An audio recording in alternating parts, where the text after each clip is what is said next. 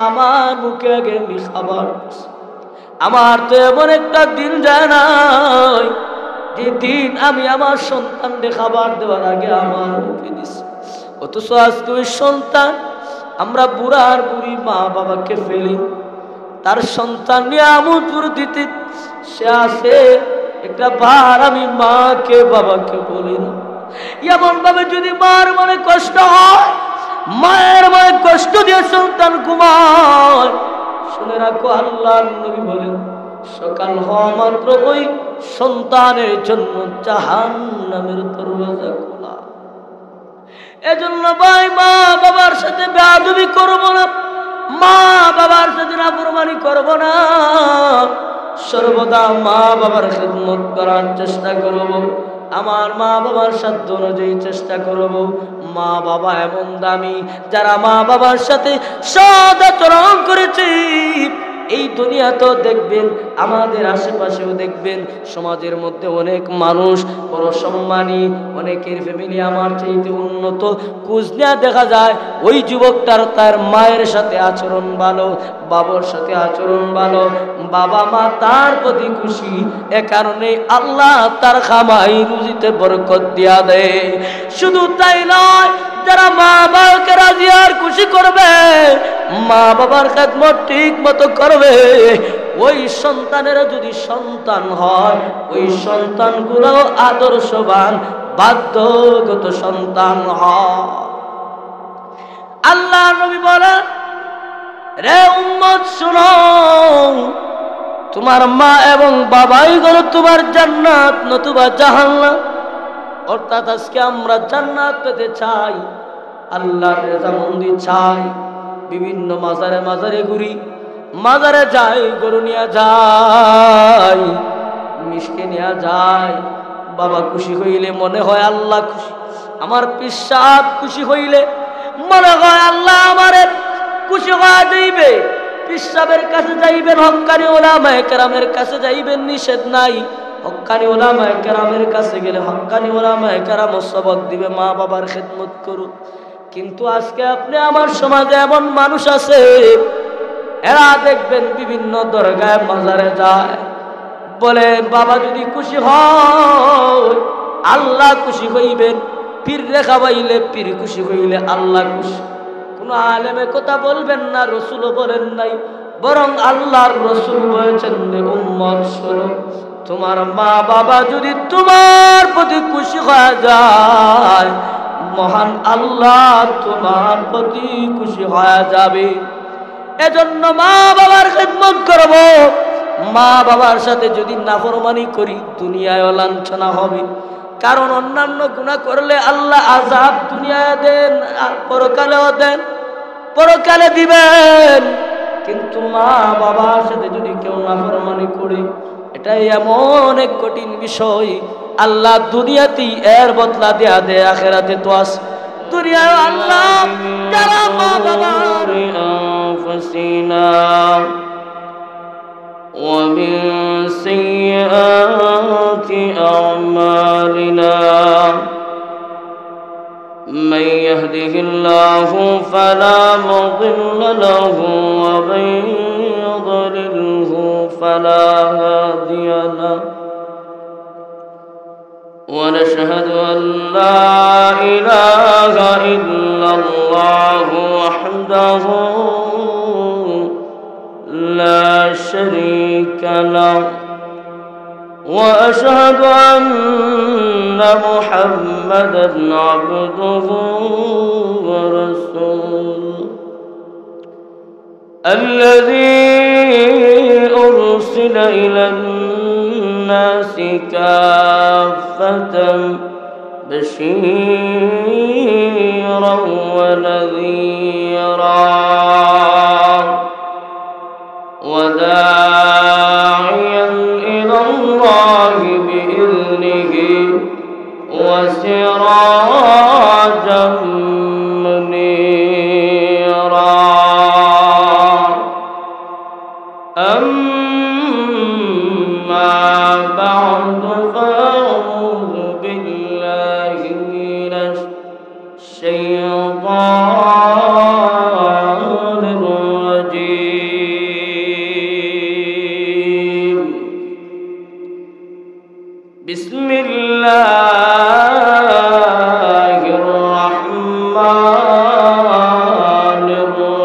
الرحيم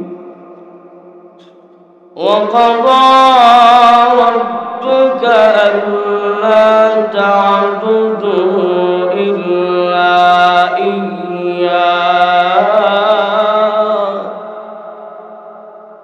وبالوالدين إحسانا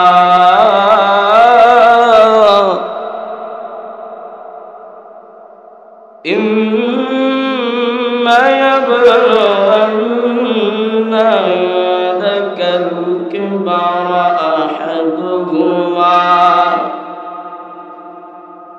أحدهما أو كلاهما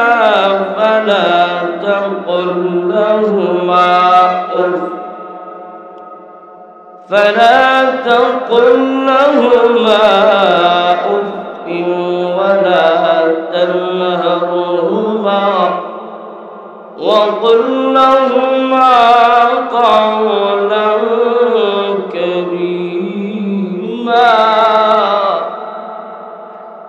واخفض لهما جناح الذل من الرحمة وقل رب ارحمهما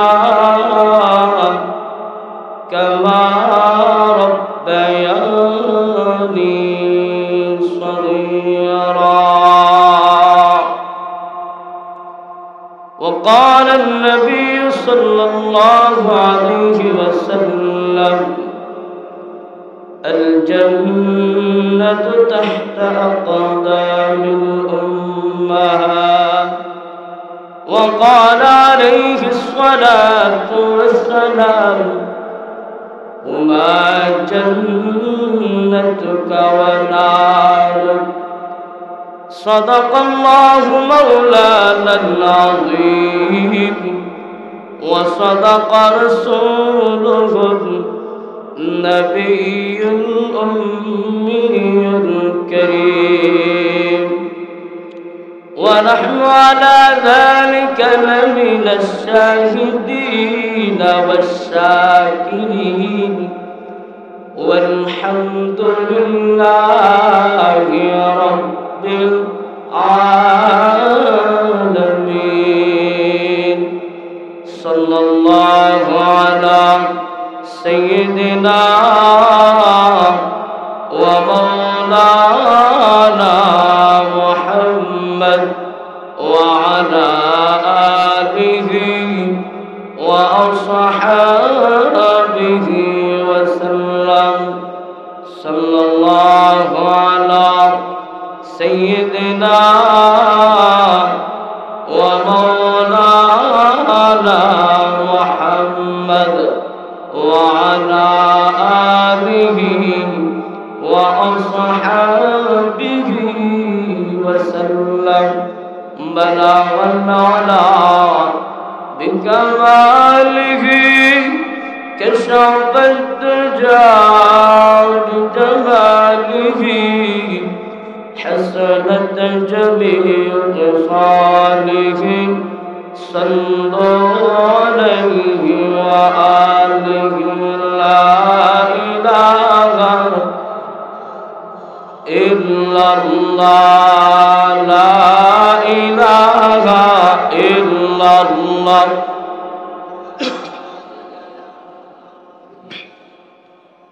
لا إله إلا الله لا إله إلا الله.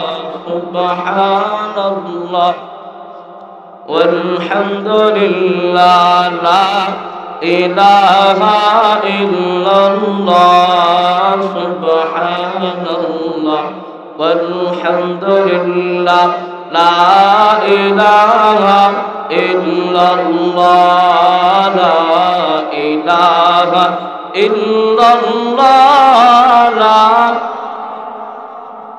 إلا الله لا إله إلا الله لا إله إلا الله لا إله ইল্লাল্লাহ লা ইলাহা ইল্লাল্লাহ আল্লাহু আল্লাহ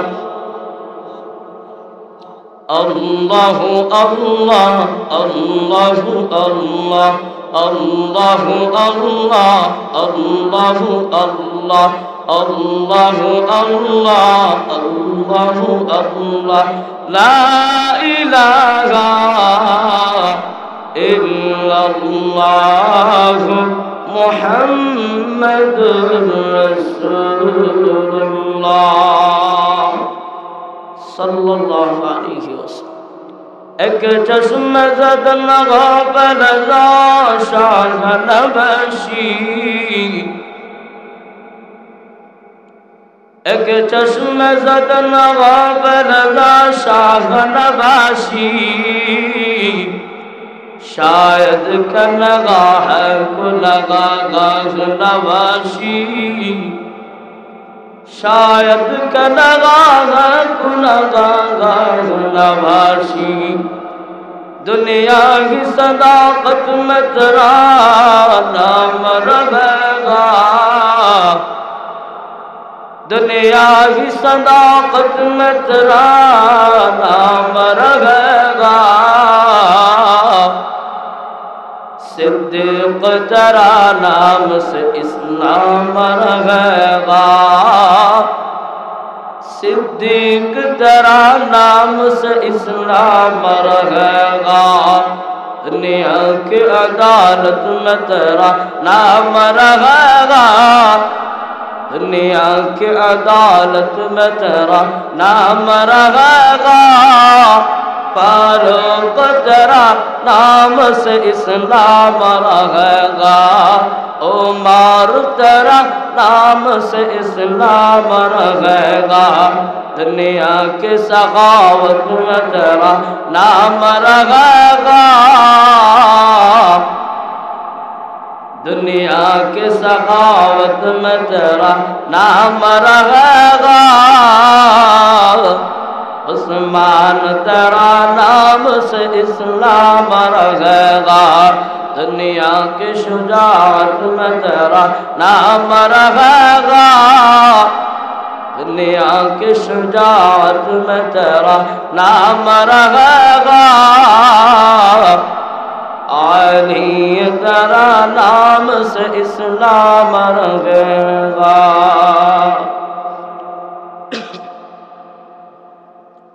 আলহামদুলিল্লাহ, আল্লাহ পাক রব্বুল আলামিনের দরবারে অসংখ্য গরিত শুকর ও সুজুদ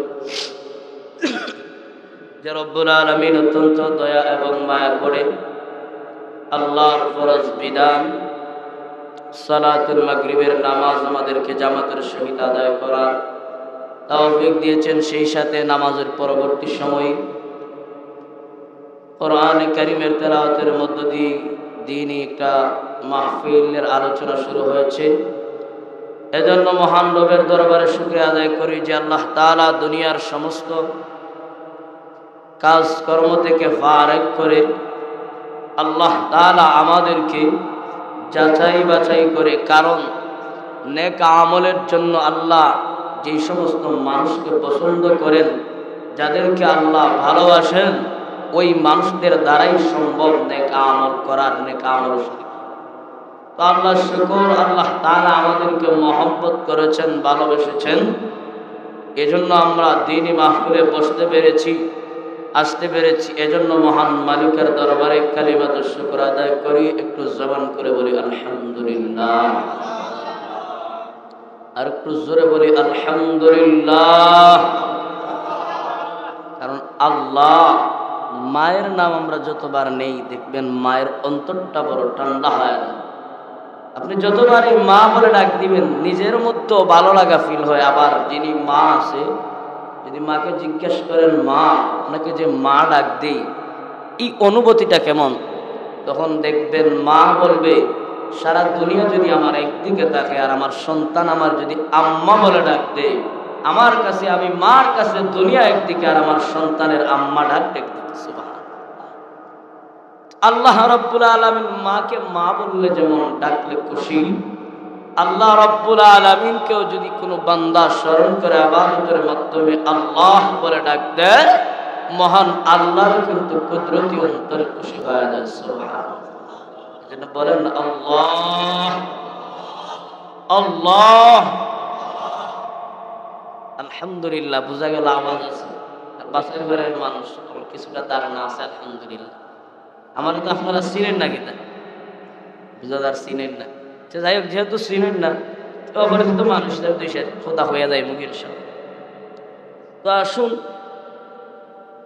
আমি আপনাদের সম্মুখে পবিত্র কালামুল্লাহ শরীফের সূরা বনী ইসরাঈল থেকে কয়েক টুকরা আয়াতে কারিমা তেলাওয়াত করেছি এবং বিশ্বনবী মুহাম্মদুর রাসূলুল্লাহ সাল্লাল্লাহু আলাইহি ওয়াসাল্লামের অসংখ্য অগণিত হাদিসের ভান্ডার থেকে ছোট্ট দুখানা হাদিস কারিমা পড়ছি। এই আয়াত এবং হাদিসকে সামনে রেখে কিছু কথা বলার চেষ্টা করব। আল্লাহ তাআলা যেন আমাকে ইখলাসের নিয়তে, আমলের নিয়তে বলার, আপনাদেরকেও শোনার তৌফিক দান করেন। সকলে বলুন আমিন। দেখেন, আমরা এই পৃথিবীতে যারা আছি সবাই চাই আল্লাহকে রাজি খুশি করা। আজকে যে আপনারা ওয়াজ শুনতে আসছেন আর আমি যে ওয়াজ করতেছি, আয়োজক কমিটি যে তারা আয়োজন করলেন, ওনাদের উদ্দেশ্য আল্লাহ পাওয়া। কি পাওয়া? সবাই আমরা কি চাই? আল্লাহ চাই। তো আল্লাহ পাইতে হলে কিভাবে পাইব, কোন পথে চললে, কি আমল করলে আল্লাহ পাওয়া যাবে, জানার দরকার আছে না নাই? আমরা সঠিক পথ জানি না, তো দাবি করি আল্লাহকে পাইতে চাই। লাল শাল লোক মাথায় দেয়, ফাটার যে মেরার যেমন গায়ের মধ্যে দেখবেন জট, ওই রকম জট মাথায় 12 বছরের দিনে গোসল করে না, হেও দাবি করে কি ভাই? তারও দাবি কি? আল্লাহ পাইতে চায়।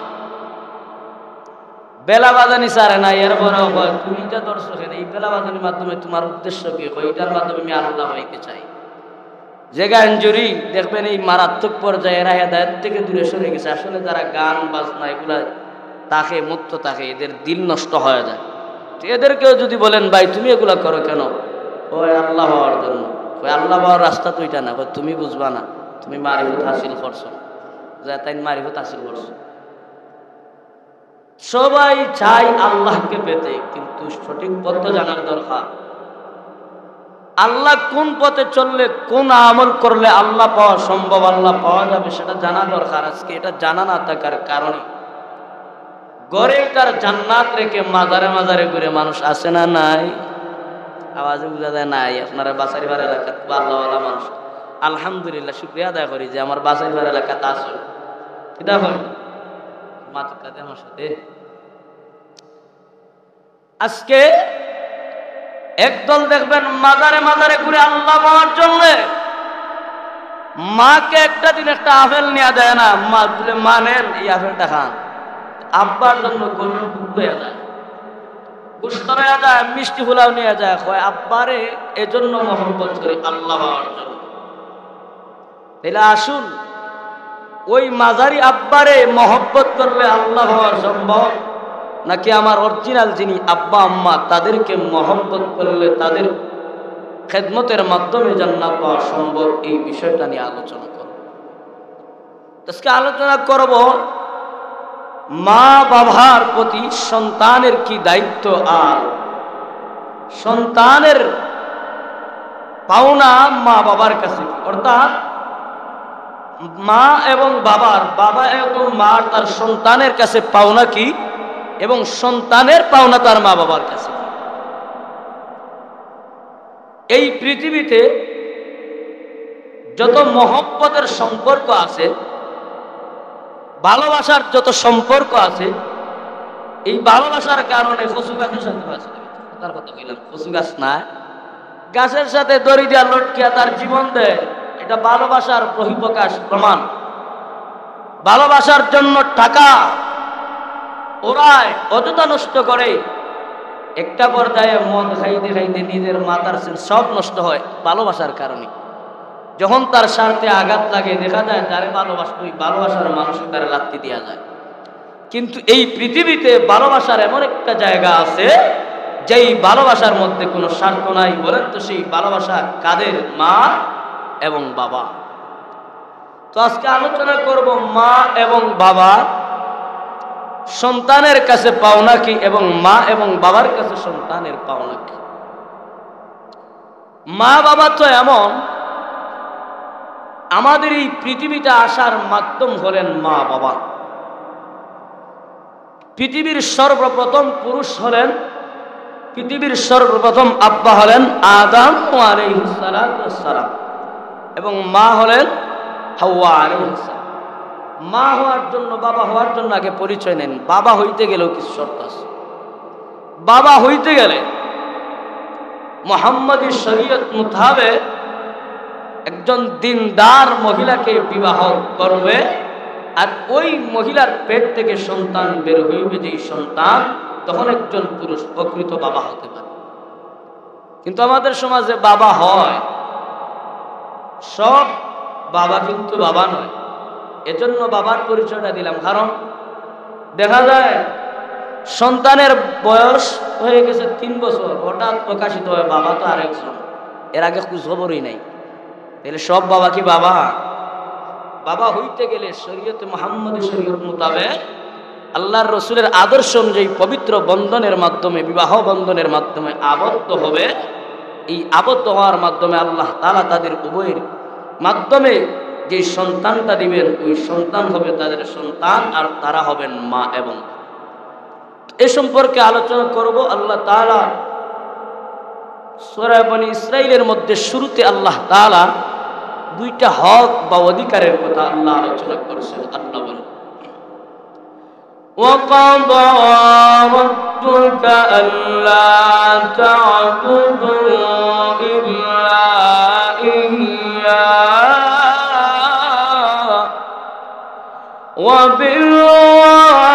وَبِالْوَالِدَيْنِ إِحْسَانًا।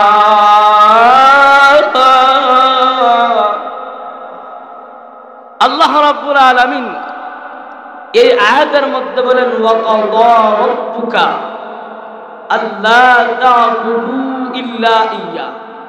ওগো নবী, আপনি জানায়া দিন, আপনি বলে দিন, আপনার রবের পক্ষ থেকে চূড়ান্ত ফয়সালা। কাদার অর্থ হইল ফরজ করে দেওয়া হয়েছে। ওয়াকাদা রাব্বুকা, তোমার রব ফরজ করে দিয়েছেন 2টা অধিকার আদায়। অধিকার কি? এই 2টা অধিকার আল্লাহ শুরুতে বলছেন। 1 নম্বর, আল্লাহ তা'বুদু ইল্লা ইয়্যাহু। আল্লাহ রাব্বুল আলামিন বিশ্ব নবী মুহাম্মদুর রাসূলুল্লাহ সাল্লাল্লাহু আলাইহি ওয়াসাল্লামকে জানান দেন, ওয়াকাদা রাব্বুকা আল্লা তা'বুদু ইল্লা ইয়্যাহু। আল্লাহ বলেন, নবীজি, ওয়াকাদা রাব্বুকা, আপনার রবের পক্ষ থেকে চূড়ান্ত ফয়সালা। কিসের ফয়সালা? 2টা অধিকারের। কি অধিকার? আল্লাহ বলেন, আল্লাহ তা'বুদু ইল্লা ইয়্যাহু। 1 নম্বর অধিকার হলো, আল্লাহ বলেন, নবীজি জানা দাও, 1 নম্বর অধিকার হলো লা তা'বুদু, তোমরা অন্য কারো ইবাদত করো না, ইল্লা, তবে, লিয়া, ইল্লা ইয়্যা, তার ওই, অর্থাৎ হুর মার্জা হলো আগের রব, অর্থাৎ আল্লাহ রাব্বুল আলামিন এই আয়াত কারিমার মধ্যে প্রথমে বলেন, ওগো নবী, আপনার কাছে আমি আল্লাহ জানায়া দিলাম, আপনি আপনার উম্মতদেরকে জানায়া দিন, আপনার রবের পক্ষ থেকে চূড়ান্ত ফয়সালা অধিকার আদায়ের জন্য অধিকার 2টা। 1 নম্বর অধিকার হলো আল্লাহ তা'বুদু ইল্লা ইয়্যাহু, তোমরা অন্য কারো ইবাদত করো না, ইল্লা, তবে, ইয়্যাহু, হুরমার রব, অর্থাৎ তোমাদের রব ব্যতীত অন্য কারো ইবাদত করো না। এই হইল 1 নম্বর অধিকার বা হক। আল্লাহ জানায়া দিলেন, ওগো নবী, 1 নম্বর অধিকার হলো, আমি আল্লাহ ফরজ করে দিয়েছি, চূড়ান্ত ফরজ করে দিয়েছি যে আল্লাহ তা'বুদু ইল্লা ইয়াহু, বান্দাদেরকে জানা দাও যে তারা একমাত্র ইবাদত করবে আমি আল্লাহ, আল্লাহ ব্যতীত অন্য কারো ইবাদত করা যাবে না। কারণ ইবাদতের যোগ্যই হলেন একমাত্র আল্লাহ। এই কপাল, আমার এই কপাল সেজদার জন্য একমাত্র আল্লাহর জন্য আল্লাহ সৃষ্টি করেছেন। আপনার আমার এই দেহটাকে আল্লাহ ফেরেশতার মাধ্যমে সৃষ্টি করেছেন, আর এই চেহারাটাকে আল্লাহ রাব্বুল আলামিন তার কুদরতি হাত দিয়া মায়া কইরা মহব্বত করে আল্লাহ বানাইছেন। তার কারণ, একমাত্র কারণ হলো বান্দা এই কপাল দিয়া অন্য কাউকে সেজদা করবে না, একমাত্র আমি আল্লাহর কুদরতি পায়ে সেজদা করব। এই কপাল, এই চেহারাটা আল্লাহ কিন্তু নিজ হাতে কুদরতি হাতে বানাইছেন, ফেরেশতাদেরকে দেন নাই। কেন? কারণ এই কপালটা এই শরীরের মধ্যে সবচেয়ে দামি, কারণ এই কপাল দিয়া বান্দা আল্লাহকে সেজদা করবে। তাইলে এক নাম্বার অধিকার বা হক আল্লাহ ফরজ করে দিয়েছেন, সেটা কি? আল্লাহ ব্যতীত অন্য কাউকে আল্লাহর ইবাদতের সাথে শরীক করা যাবে না। কেউ যদি আল্লাহর সাথে ইবাদতের শরীক করে, আল্লাহ বলেন ওই বান্দা কখনো জান্নাতে যেতে পারবে না, কারণ শিরক গুনাহ আল্লাহ কখনো মাফ করেন না। কেমনে মাফ করেন? একটা উদাহরণ দিই। দেখবেন এক প্রভাবশালী, প্রবাসী না মধ্যবিত্তই ধরেন, এক বিচারা ওনার স্ত্রীর বড়ই মহব্বত করে, তার সাধ্য অনুযায়ী তার স্ত্রীকে সে খুশি রাখার চেষ্টা করে। সাধ্য অনুযায়ী সে তার স্ত্রীকে খুশি রাখার চেষ্টা করে, এজন্য সে কষ্ট করে বড় একটা বাড়ি তৈরি করলো। ধরেন বিদেশ গেছে, ব্যবসা বাণিজ্য করছে, বড় একটা বাড়ি বানাইছে, আবার বাড়িতে চাকর চাকরানি রাখছে। কারণ কি? বলে আমার একটা মাত্র বউ, মহব্বতের বউ, ভালোবাসার মানুষ, তার যেন কষ্ট না হয়। কাজকর্মের লোক রাখছে এবং বাজার সদাই করার জন্য একটা কর্মচারী ছেলে রাখছে। এখন প্রতিদিন সে কাজকর্ম করে। এখন দেখা যায় এই স্ত্রীর জন্য স্বামী কি করলো? তার সমস্ত সম্পত্তি ব্যয় করে হইলেও আমার স্ত্রীকে খুশি রাখতে হবে, এজন্য বলে আমি ঘর বানাইলাম, আমার স্ত্রীর যেন কষ্ট না হয়, বাদি রাখলাম, বাজারের যেন করে আনতে পারে, পুরুষ রেখে দিলাম।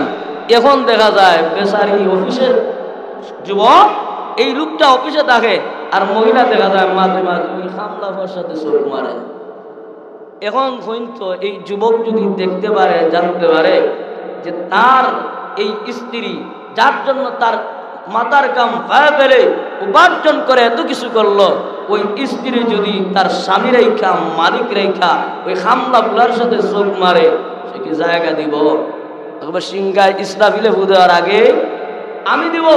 এখন একটা জিনিস বুঝেন, সাধারণ একজন স্বামী তার স্ত্রীকে এই জিনিস দুনিয়ার মামুলি সামান্য কিছু দান করার কারণে, সামান্য মহব্বতের কারণে, সামান্য কিছু দেওয়ার কারণে যদি অন্য পুরুষের সাথে সম্পর্ক রাখার কারণে এই পুরুষ তাকে গ্রহণ করতে পারে না, তাকে হত্যা করতে দ্বিধাবোধ করে না, তাহলে একটু বোঝার দরকার যে আল্লাহ আপনাকে আমাকে সৃষ্টি করলেন, আল্লাহর নিয়ামত ভক্ষণ করছেন, সেই আল্লাহর গোলামি ব্যতীত মাজারে মাজারে সিজদা করলে আল্লাহ রাব্বুল আলামিন ওই মুশরিকদেরকে কখনো মাফ করতে পারেন না। কথা বলেন ঠিক কিনা?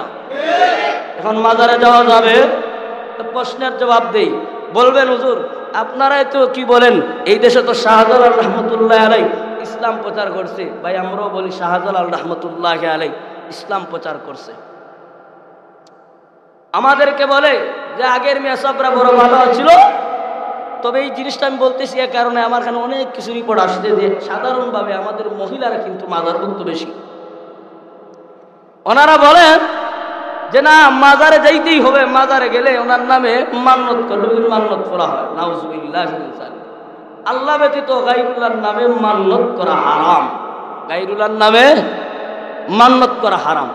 তোরা বলে যে আমার যুক্তি দেখা যে শাহজালাল যদি না আসতেন তাই তো ইসলাম প্রচার হইতো না, মুসলমান তুমি তা হইতা না।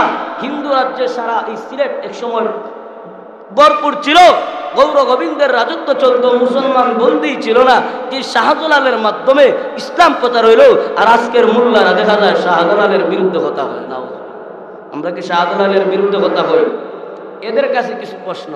আচ্ছা, দেখা যায় তো আপনারা বড়ই শাহজালালের আশিক, তাইলে শাহজালাল রহমতুল্লাহ আলাইহি যে আসলেন, আইসাই ওনার মূল টার্গেট ছিল এই জমিন থেকে মুশরিকদের পূজাকে বিতাড়িত করে, এই জমিন থেকে বাতিলদেরকে হটায় দেওয়া, এই জমিনে আল্লাহর হুকুম বাস্তবায়িত করা। কথা বলেন ঠিক কিনা? শাহজালাল রহমতুল্লাহ আলাইহির মূল উদ্দেশ্য ছিল এই জমিনে আল্লাহর গোলামি করার জন্য ইসলাম প্রচার করা, গায়রুল্লাহর নামে যত ইবাদত হয়, গায়রুল্লাহর নামে যত মান্নত হয়, এগুলোকে সমাজ থেকে বিতাড়িত করা। কিন্তু দেখা যায় এরা বলে যে মোল্লারা শাহজালালের বিরুদ্ধে বলে, অথচ শাহজালাল না হইলে ইসলাম প্রচার হইতো না। আমরাও বলি হা হা, তবে একথাও বলা সম্ভব নয়, কারণ আল্লাহ যদি চাইতেন অন্য কারো মাধ্যমেই কিন্তু পারতেন। আল্লাহ মহব্বত করছেন, আল্লাহর কুদরত হয়েছে, আল্লাহ তাআলার উদ্দেশ্য হলো মুজাররিদ ইয়ামানি শাহজালাল রহমাতুল্লাহ আলাইহির মাধ্যমে আমাদের সিলেটের মানুষের হেদায়েত দিবেন। এজন্য আল্লাহ শাহজালাল রহমাতুল্লাহ আলাইহিকে পাঠিয়েছেন। তো কি কথা হলো, ওরা বলে শাহজালাল রহমতুল্লাহ আলাইহি না হলে এইগুলো আমরা মুসলমান হইতাম না। আজকে মোল্লারা শাহজালালের বিরুদ্ধে কথা বলো, আসলে শাহজালাল বিরোধী হলো মোল্লারা। আমরা বলি না, শাহজালাল বিরোধী হইলে আমাদের মাথায় টুপি থাকতো না, শাহজালালের মাথায় ছিল টুপি। আরে শাহজালাল রহমতুল্লাহ আলাইহি তো এমন যে উম্মতের ফিকিরে, উম্মতের চিন্তা করতে করতে, উম্মতের চিন্তায় উম্মত গুমরাহ হয়ে যাবে, উম্মত জাহান্নামী হয়ে যাবে, এই চিন্তায় শাহজালাল রহমতুল্লাহ আলাইহি তার জীবনে বিবাহ করেন নাই। তুমি আশিক দাবি করো, মিয়া বিয়া করলা কেন? তখন আমার কথা বুঝেন নাই? যে শাহজালাল উম্মতের চিন্তায় ব্যতীত, যে শাহজালাল উম্মতের চিন্তায় ব্যতীত হইয়া তার জীবনটা কাটায় দিল, বিবাহটা পর্যন্ত করলো না, সেই শাহজালালের আশিক দাবি করো, আবার দেখা যায় বিবাহ তুমি করো। কেমন আশিক বোঝা যায় নাকি? বাটপার, কাজে কর্মে যার মিল না, এটা আসল প্রেমিক নয়, আসল আশিক নয়, বরং এটা বাটপার। বলেন না এটা কি? বাটপার। তো মাজারে ইবাদত একমাত্র আল্লাহর নামে হবে। এখন অনেকে বলে, মহিলারা বলে না আমরা ভালো উদ্দেশ্যে যাই, ওইখানে গেলে আমরা কি নামাজ পড়ি? মহিলারা মসজিদে মাজারে গিয়ে নামাজ পড়বে কেন? মহিলার শ্রেষ্ঠ ঘর হলো তার শ্রেষ্ঠ মসজিদ, তার ইবাদতের ঘর। আল্লাহ তাআলা মহিলাকে সম্মানী করে। ওখানে একটা কথা বলি, আল্লাহ তাআলা যে মহিলাদেরকে আদম আলাইহিস সালাম বাম পাজরে হাড্ডি থেকে বানাইলেন, তার কয়েকটা হিকমত আছে। হিকমত বলি, তাহলে শুনেন, পরে এদেরকে কিছু বলবো। হিকমত হলো, আল্লাহ চাইলে কি পায়ের দিকের হাড্ডি থেকে এদেরকে বানাইতে পারতেন না? মহিলা জাতিদেরকে কেন বানাইলেন না? আবার চাইলে শরীরের উপরের অংশ থেকে বানাইতে পারতেন, কেন বানাইলেন না? চাইলে এই ভিতরের হাড্ডি থেকে বানাইয়া না বানাইয়া বাহিরের কোনো হাড্ডি থেকে বানাইলেন না কেন? প্রশ্ন আসেনি না নাই? তা বলেন। তার কারণ লেখেন মুফাসসিরিন কেরাম, আল্লাহ তাআলার হিকমত হলো, আল্লাহ তাআলা বুঝাইতে চান প্রত্যেকে যেই অধিকার দিয়েছে, আর কোন তন্ত্র মন্ত্র, আর কোন ধর্ম, ইসলাম যা দিয়েছে আর কোন ধর্ম নারী সমাজকে এমন মর্যাদা দেয় না। তো ওরা এদের কথায়, নাস্তিকদের কথায় আমাদের সমাজের মা বোনরা কিন্তু সমান অধিকারের স্লোগান দেয়। আল্লাহ রাব্বুল আলামিন এদেরকে এই ভিতরের হাড্ডি থেকে কেন বানাইলেন আর নিচের হাড্ডি থেকে কেন বানাইলেন না? তার কারণ হলো যে যদি এই নারী জাতিকে পায়ের দিক দিয়ে কোনো হাড্ডি দিয়া বানানো হইতো, সৃষ্টি করা হইতো, তাইলে নারীদেরকে পুরুষেরা কিন্তু একেবারে ফিসে ফেলতো মানে এদের অবহেলা করত, এদের সম্মান করত না, এদের ইজ্জত দিত না। এ কারণেই আল্লাহ এদেরকে পায়ের নিচের হাড্ডি থেকে বানাইলেন না, আবার উপরের শরীরের কোনো অংশ থেকেও বানাইলেন না, গাড়ের দিকের কোনো অংশ থেকে বানাইলেন না। কেন? তার কারণ হলো মহিলাদেরকে যদি উপরের অংশ দিয়ে বানাইতেন, তাইলে আমাদের মা চাষিরা, কিছু কিছু মা চাষিরা যে ভালো মাথায় ওইটা নাচতো আর স্বামীদের আচার দিয়ে খালি ফালাইতো। একমত আছে না নাই? এজন্য আল্লাহ রাব্বুল আলামিন মধ্যখানের এমন একটা জায়গা থেকে আল্লাহ তাআলা এই ভিতরের পর্দার ভিতরের হাড্ডি থেকে আল্লাহ নারী জাতিকে সৃষ্টি করে কি বুঝাইলেন? ও নারী জাতি, তোমরা বড় সম্মানী, আমি আল্লাহ তোদেরকে একেবারে শরীরের পায়ের নিচের অংশ থেকে বানাইলাম না কারণ যেন পুরুষরা তোদেরকে অবজ্ঞা না করতে পারে, আবার উপর থেকে বানাইলাম না যাতে তোরা গুমরা হয়ে যাস, এমন এক জায়গা থেকে বানাইলাম শরীরের একেবারে ভিতরের অংশ থেকে, যেটা অনেকটা পর্দার ভিতরে হেফাজতের ভিতরে ছিলে। এটা দ্বারা আমি বুঝাইতে চাই, ও নারী, আমি আল্লাহ তোর এই ভিতরের পর্দা দ্বারা সৃষ্টি করে আমি আল্লাহ তোকে এই শিক্ষা দিচ্ছি, হে মায়ার বান্দি শুন, আমি আল্লাহ তোকে এমন জায়গা থেকে সৃষ্টি করেছি, আসলেই তুই দুনিয়ায় যাওয়ার পর যত্রতত্র অর্ধ উলঙ্গ হয়ে চলতে পারবি না। নাস্তিকরা যেভাবে চলে, ইহুদি খ্রিস্টানদের মহিলারা যেভাবে চলে, তুই সেভাবে চলতে পারবি না, বরং তোরে আমি আল্লাহ সৃষ্টিলগ্ন ভাবেই একটা শিক্ষা দিয়েছি, তোর তাকার জায়গা হলো পর্দার ভিতর। কথা বলেন, পর্দার ভিতর। কিন্তু আজকে আমাদের মা জাতিরা কিছু কিছু মা বোন আছেন, আমার কথা বিরক্ত হতে পারেন, অনেক সময় তো গাইলে যেতে পারে, কিচ্ছু করার নাই, সত্য কথা বলার প্রয়োজন দরকার, বলতে হবে মহিলাদের। আপনি দেখেন আজকে অনেকে বলেন যে আমরা নামাজ পড়ার জন্য যাই বাবার দরবারে, কুচ নিয়ে দেখা যায় 12 বছরে একদিন ওই গ্যাসের জাত পড়ে না। নাই এরকম মহিলা? নাই? কথা হইন না কেন? শোবেরাত আসলে দেখবেন কিছু আছে, রমজান আসলে দেখবেন কিছু, সবাইকে কিন্তু বলতেছি না, কারণ আল্লাহর রাসূল বলে গেছেন আমার উম্মতের মধ্যে একদল নারী হলো ফিতনা, যারা আমার উম্মতের পুরুষের জন্য খতরনাক। ফিতনা কারা? সব নারী নয়, বরং 3টা গুণ যারা, এরা হলো ফিতনাবাজ নারী, যারা হলো রুবি নারী, যারা বেভর্তা নারী, যারা জগরাটে নারী। এই 3 শ্রেণীর নারী মুহাদ্দিসিনে কেরাম বলেন, যেই নারীর মধ্যে জগরার স্বভাব থাকবে, যেই নারীর মধ্যে বেপরদার থাকবে, যেই নারীর মধ্যে লুবের স্বভাব থাকবে, ওই নারীটাই হলো আজকে সমাজে, ওই নারীটাই হলো ফিতনা। আজকে দেখেন এই সমস্ত নারীরা মূলত চায় যে বলে মাজারে গিয়ে ইবাদত করব, খোঁজ করলে দেখা যায় এই নারীদের ভিতরে এই সমস্যাগুলো আছে, খোঁজ নিলে মিলবে। তারা আমাদেরকে বুঝা যে আমরা ইবাদতের জন্য যাই, কিন্তু শুনে রাখেন মহিলার একমাত্র ইবাদতের জায়গা ঘর। তুমি ওই জায়গায় কেন যাবা? বলো মসজিদে নামাজ পড়বো। আচ্ছা তুমি যে যাইবা ওই জায়গায় কি পুরুষের সমাগম নাই? বলবে বুরকা পরে যাব। আরে এখন করতে সমাজ উদাম যেটা হাঁটে ওইটার দিকে মানুষের তত করে তাকায় না, বুরকা পরাটার দিকে যতক্ষণ তাকায়। আজকের সমাজে এই বুরকা তৈরির ভিতরেও মুসলমানের সংস্কৃতি নষ্ট করা হচ্ছে, মুসলমানের কিছু কিছু বুরকার মাধ্যমে বেপরদা হচ্ছে, এমন ভাবে আকর্ষণীয় কিছু বুরকা তৈরি করছে, এমন কিছু আকর্ষণীয় ভাবে বুরকা তৈরি করছে, যেই বুরকার দিকে তাকাইলে একটা নারীর ভিতরে কি আছে সব দেখা যায়, নাউজুবিল্লাহ বলে। বরং যেই বুরকার মূল উদ্দেশ্য হলো নারীকে হেফাজতে রাখে, কিন্তু আজকে দেখা যায় ওই বুরকা পরাটার দিকে তাকাইলে যেটা স্টেট পিনটা অর্ধ উলঙ্গ হয়ে যায়, ওইটার দিকে আর যুবকরা এতটা তাকায় না, বুরকা বিন্দুটার নির্দেশ যতটুকু তাকায়, এমন ভাবে আকর্ষণীয় করে রাখছে। এর পিছনে মূলত ইহুদি খ্রিস্টানদের ষড়যন্ত্র। এদের উদ্দেশ্য হলো মুসলমান, হ্যাঁ তোমাদের এমন ভাবে দুলাই দেবো তোমরা বুঝতেই পারবা না, তোমাদের জিনিস দিয়েই তোমাদের দুকা দেবো। এজন্য ইহুদি খ্রিস্টানরা কিন্তু এই চক্র করে। আজকাল দেখবেন বুরকা পরে ঠিক, কিন্তু এমন আকর্ষণীয় বুরকা, এই বুরকাগুলার মাধ্যমেও যুবকরা কিন্তু এদের দিকে ধাবিত হয়। বুরকা থাকার পরেও যুবকরা কিন্তু এদেরকে দর্শন করে, এমন ঘটনা আছে বাংলাদেশ। এজন্য বুরকা হবে ডিলে ডালা, কিন্তু আমাদের সমাজের একেবারে টাইট ফিট বুরকা, এগুলো করা যাবে না। তো যে কথা বলতেছিলাম, মহিলার ইবাদতের জায়গা ঘর না বাহির? ঘর। মহিলা ইবাদত করবে ঘরে, গায়রুল্লাহ নামে কোনো মান্যত নাই। বলে শাহজালাল রহমতুল্লাহ আলাইহি তো ইসলাম প্রচার করেছে। হ্যাঁ, শাহজালাল রহমতুল্লাহ আলাইহি এই দেশে গৌর গোবিন্দের বিরুদ্ধে নারায়ে তাকবীরের স্লোগান দিয়েছে।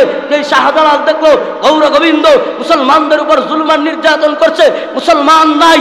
ঠিক শাহজালাল যখন দেখলেন গৌর গোবিন্দের মাধ্যমে মানুষ মুশরিক হয়ে যাচ্ছে, এরা সবাই গুমরাহ হয়ে যাচ্ছে, আর এই সময় শাহজালাল রহমতুল্লাহ আলাইহি আল্লাহু আকবারের তাকবীর দিলেন। যে আল্লাহু আকবারের তাকবীরে রাজা গৌর গোবিন্দের বিল্ডিং ধসে পড়েছিল। এই আল্লাহু আকবারের তাকবীর দেওয়ার মূল কারণটাই ছিল সঠিক ইসলাম প্রচার করা, যেন মানুষ শিরিক থেকে বাঁচতে পারে। কিন্তু দুঃখ লাগে যে শাহজালাল রহমতুল্লাহ আলাইহি যার জীবন বিলিয়ে দিলেন, যার জীবনের সবটুকু হায়াতের জিন্দেগির সবটুকু সময় বিলিয়ে দিলেন শিরিক থেকে মানুষকে বাঁচানোর জন্য, কিন্তু আজকে আফসোস আর দুঃখের বিষয় ওই মুসলিম জাতিরাই তার মাজারকে কেন্দ্র করে কিন্তু শিরিক করে না। শাহজালাল রহমতুল্লাহ আলাইহি আশেক দাবি করো, তাহলে আমি তোমাদেরকে বলি শাহজালাল 5 ওয়াক্ত নামাজ পড়েছেন, তুমি নামাজ পড়ো। শাহজালাল টুপি পরেছেন, তুমি টুপি পরো। শাহজালাল সুদ খান নাই, তুমি সুদ খাও কেন? শাহজালাল ঘুষ খান নাই, তুমি ঘুষ খাও কেন? কথা বলেন না। বুঝা গেল শাহজালাল সুদ খান নাই, শাহজালাল ঘুষ খান নাই, শাহজালাল গান শ্রবণ করেন নাই, শাহজালাল গানের আয়োজন করেন নাই, শাহজালাল বেপরদায় চলতে পারেন নাই। অথচ যারা আজকে শাহজালালের আশিক দাবি করে, গান শুনে সুদ খায়, ঘুষ খায়, বুঝতে হবে এরা প্রকৃত অর্থে শাহজালালের আশিক নয়, বরং এরা প্রকৃত অর্থে ইহুদি খ্রিস্টানদের দ্বারা শাহজালালের প্রেমিক নামের ভণ্ড। তো শাহজালালের মূল উদ্দেশ্য হলো সঠিক ইসলাম প্রচার করার জন্য মানুষ শিরক থেকে বাঁচতে পারে। তো আল্লাহ তাআলাও বলেন, বন্ধু জানা দে অধিকার দুইটা আমি আল্লাহ ফরজ করে দিয়েছি।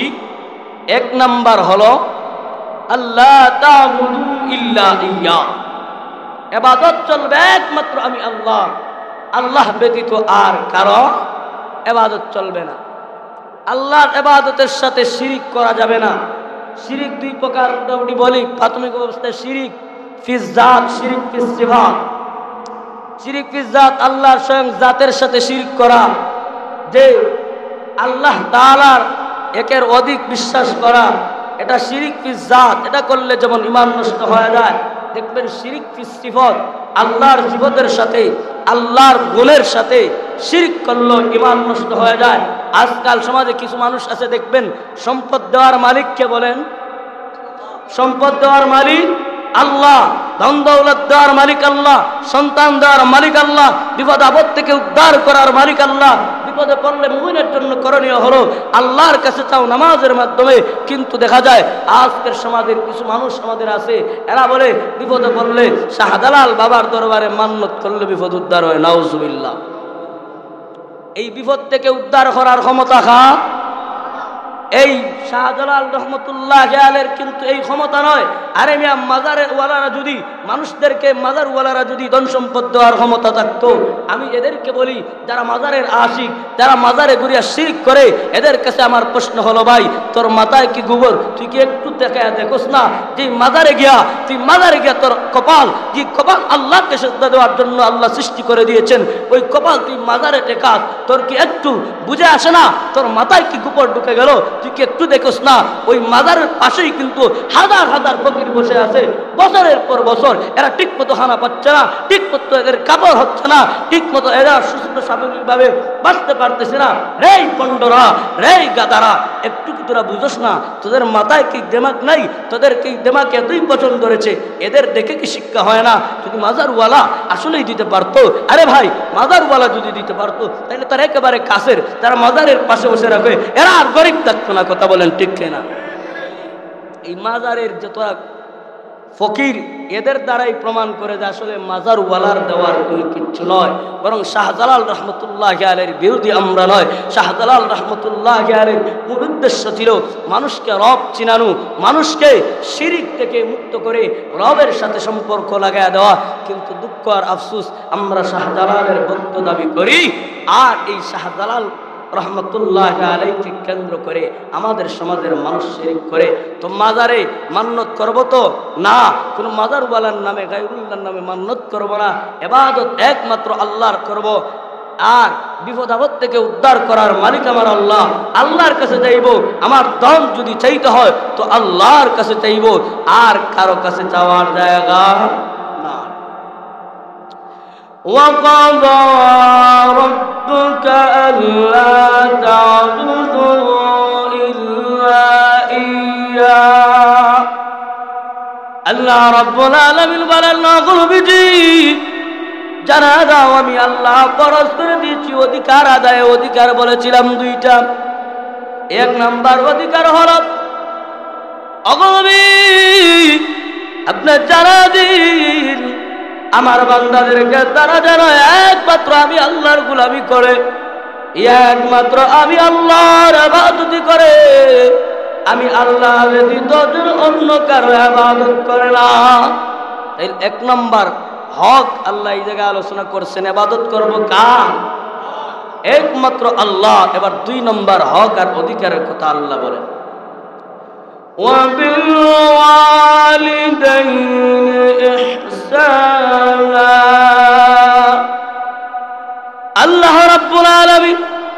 বিশ্বনবী রাহমাতুল লিল আলামিনকে বলেন, ওগো নবীজি, আপনি জানা দেন আমি আল্লাহর পক্ষ থেকে চূড়ান্ত ফয়সালা অধিকার আদায় দুইটা অধিকার আমি আল্লাহ ফরজ করে দিয়েছি। যে এক নম্বরে একমাত্র গোলামি করবে আমি আল্লাহ, দুই নম্বরে আমি আল্লাহর গোলামি তো করবা, দুই নম্বর হক আর পাওনা হলো ওয়া বিল ওয়ালিদাইনি ইহসানা। আল্লাহ বলেন, নবী গো, আমার বান্দাদেরকে জানা দাও তারা যেন আমি আল্লাহর ইবাদত করে এবং আমার সাথে কাউকে শরীক করে না। দুই নম্বরে ওয়া বিল ওয়ালিদাইনি ইহসানা, তারা যেন তাদের মা এবং বাবার সাথে সদাচরণ করে। কার নির্দেশ? আল্লাহ। এক নম্বরে আমরা একমাত্র আল্লাহর গোলামি করব, সেজদা দিব একমাত্র আল্লাহর কুদরতি কদমে, আল্লাহ ব্যতীত কারো কাছে চাইব না। আমার চাওয়া পূরণের মালিক একমাত্র আল্লাহ, আমার বিপদ থেকে উদ্ধারের মালিক একমাত্র আল্লাহ। এক কথা, আমার সব কিছুর মালিক, আমার সৃষ্টি করনেওয়ালা, বান্দাওয়ালা, আমার সব কিছুর মালিক হলেন আল্লাহ। অতএব আল্লাহ ছাড়া অন্য কারো গোলামি করা যাবে না, একমাত্র আল্লাহর গোলামি করব। দুই নাম্বার আল্লাহ বলেন ওয়াবিল ওয়ালিদাইনি ইহসানা, তোমরা তোমাদের মা এবং বাবার সাথে সৎ আচরণ করো। নির্দেশটা কার? জোরে বলেন না ভাই, কার? আল্লাহ। এখন প্রশ্ন হলো, আল্লাহ তাআলা নিজের হকের পরে চাইলে এই জায়গায় বলতে পারেন, বান্দারা রে, আমি আল্লাহর এক নম্বর হক হলো আমি আল্লাহর ইবাদত করবা, এরপরে তোমরা নামাজ পড়বা, জিহাদ করবা, বিভিন্ন বিধানের আলোচনা করতে পারেন। কিন্তু এই জায়গায় আল্লাহ এগুলো আলোচনা না কইরা মা এবং বাবার আলোচনা করে কি বুঝাইলেন? মুফাসসিরিন কেরাম বলেন, ও দুনিয়ার মানুষ বোঝো, আল্লাহ যত জায়গায় নিজের হকের আলোচনা করেছেন তত জায়গায় আল্লাহ মা এবং বাবার সাথে সৎ আচরণ করার আদেশ দিয়ে এটা বুঝাইছেন, রে বান্দারা, এই মা আর বাবা তোদের কাছে আমি আল্লাহর পরে, আমি আল্লাহর গোলামির পরে, তোদের কাছে আল্লাহর পরে, রসুলের পরে সবচেয়ে সম্মান আর মর্যাদার পাত্র হলো তোদের মা এবং বাবা। মা এবং বাবার এত গুরুত্ব কেন? ইমাম রাজি রহমতুল্লাহ আলাইহি বলেন, সন্তান হলো মা এবং বাবার অংশ। প্রকৃত অর্থে সন্তান হলো মা বাবা অংশ। মায়ার রক্ত মাংস ক্যালসিয়াম খেয়ে মায়ের গর্ভে আমরা লালিত পালিত হয়েছি, আল্লাহ কুদরতিভাবে লালন পালন করেছে। মা এবং বাবা এত গুরুত্ব কেন?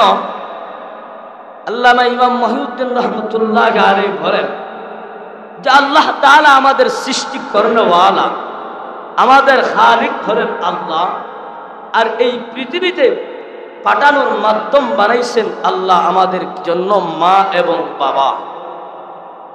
এ কারণেই মা এবং বাবার হক, আল্লাহর হকের পরে আলোচনা করে আল্লাহ দুনিয়াবাসীদেরকে তার মা বাবার সাথে সৎ আচরণের প্রতি গুরুত্ব আরোপ করেছেন। 3 নম্বরে আল্লামা ইমাম মহিউদ্দিন রহমাতুল্লাহ আলাইহি বলেন, আল্লাহ রাব্বুল আলামিন নিজের হকের পরে আল্লাহ চাইলে এই জায়গায় বলতে পারেন, ওগো নবী, বলো একমাত্র আমি আল্লাহর ইবাদতই করবে, আল্লাহ ব্যতীত অন্য কারো গোলামি চলবে না, জিহাদ করতে হবে, নামাজ পড়তে হবে। এই বিধানগুলির আলোচনা করতে পারতেন, করেন নাই। মূলত আল্লাহ বুঝায় দিলেন, বান্দারে, আমি আল্লাহ নিজের হকের পরে তোমাদের মা এবং বাবার সাথে সৎ আচরণের আলোচনা কইরা আমি সৎ আচরণের আদেশ দিয়া বুঝাইলাম, বান্দারে, আমি আল্লাহর গোলামির পরে, রসুলের পরে তোর কাছে তোর মা এবং বাবা সবচেয়ে সম্মানী। কারণ আল্লামা ইমাম মহিউদ্দিন রহমাতুল্লাহ আলাইহি রাকান আল্লাহ রাব্বুল আলামিন হলেন আমাদের খালিক, আল্লাহ রাব্বুল আলামিন হলেন আমাদের মালিক, আল্লাহ আমাদের সৃষ্টি করনেওয়ালা, আল্লাহ আমাদেরকে লালন পালন করেন। এই যে লালন পালনের যে গুণটা আল্লাহর, লালন পালনের গুণটা কিন্তু আমার আপনার মা বাবা পালন করে।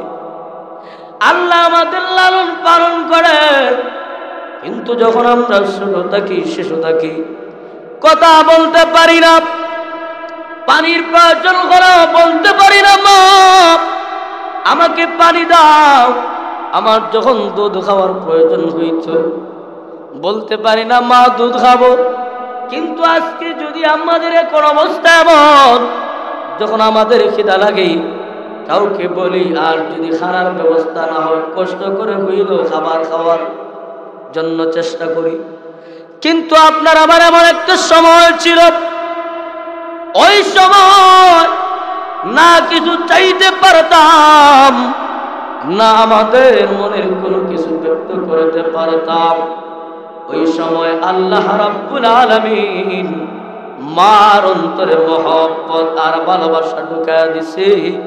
আমার আপনার জবান থেকে যখন কান্নার আওয়াজ বের হইত, কান্নার আওয়াজ বের হইতে দূর হইত, বেশি দেরি হইত না, কিন্তু মা বুঝে ফেলতেন আমার সন্তানের খাবারের প্রয়োজন।